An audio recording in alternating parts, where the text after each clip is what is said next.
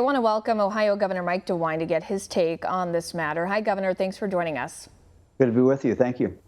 Of course. So first off, let me ask you this. President Trump was asked about these latest claims from Bob Woodward's new book, as well as the audio of interviews that we just heard there they did regarding the president's response to COVID-19.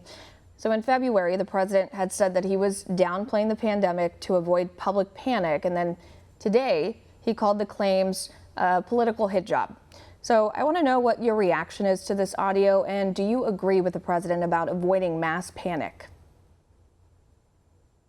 Well, the only thing I can say is that, my relationship with the White House, the president, the vice president, with their team has been very good. Anytime I've asked them to try to help us in regard to this coronavirus fight, they've been very open and very good about it. We just had a call with the White House this afternoon. It's the weekly call. And, Democrat, Republican governors on there, good exchange. So, I think the president has been straightforward in regard to the virus, at least in my dealings with him. And I just must say that, I think probably the most important thing that happened today was the president outlined some judges who, he would think about pointing to the United States Supreme Court. One of the things that's important about in this race, I think, is who each presidential candidate would appoint to the Supreme Court. And, what President Trump did when he ran the first time was said, here's a list. Here are the people. These are conservatives. I'm going to appoint them to the bench. These are the people. And, he's been consistent, as far as I know, in every single appointment, not just the Supreme Court, but to the district court and to the circuit court, of putting strong conservatives, strict constructionists on the bench. I think that's very, very important. It's one of the things that when people go to vote, it's important that they think about. Yeah, and it's certainly something that could very well play a big role in making a deciding factor, being that deciding factor, I should say, for voters when they head to the polls in about 2 months or so. But I want to go back to the pandemic. We know that parts of your state are reopening in phases that include schools and universities. Ohio University is not reopening normal classes later this month as planned because of the pandemic. But then just today, Miami University says that they do plan to resume in-person classes through a hybrid learning model.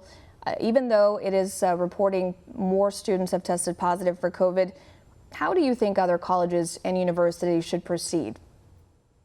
Well, I think it's important that they get as much testing as they can. What Miami University has done, what Ohio State has done, is had very significant testing. And so, you're seeing young people who probably have no symptoms, might not anybody have known that they had it. They're being reported as positive, which is correct because, in fact, they were tested. So what Miami's done, what some of our other colleges have done, is they have tested and they have done the tracing, and they started to see the numbers get better. But look, the presidents of our universities in Ohio have made it very clear to the student body, if you want to stay here, if you want to be in class, if you want to have, something close to a normal year in college, it's up to you. The classrooms are going to be safe. The library is going to be, as safe as they can make it. Even the dormitories, they're going to make those as safe as they can. But where you really see the spread is people having parties. And it's not just among college students. We see it with the general population as well. That